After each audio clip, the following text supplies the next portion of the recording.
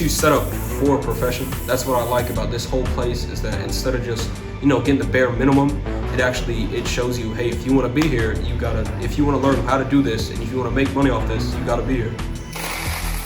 It's definitely exceeded my expectations because it's more of hands-on. After we get through all the paperwork and all the stuff that we certainly have to do, we get straight into the booth, we start working, we start having more hands-on with vehicles and stuff like that, and more customer cars, more live work.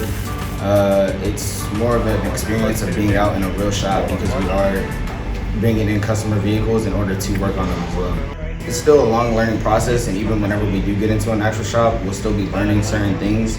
But for the most part, we're learning everything that we need to learn in order to go out in the real world. It's a game changer. When you actually get into a shop and you have stuff to learn off of, that what you're gonna actually use during your profession, it helps a lot. You learn how to fix fenders, you learn how to take out dents, you learn how to body filler, you learn how to weld. It's surprising because even though it's a collision class, you learn so much of the other classes. Like we learn, compared to what mechanics learn, we learn some of what they learn, we learn some of what welding learns, and really it opens up to a lot of areas.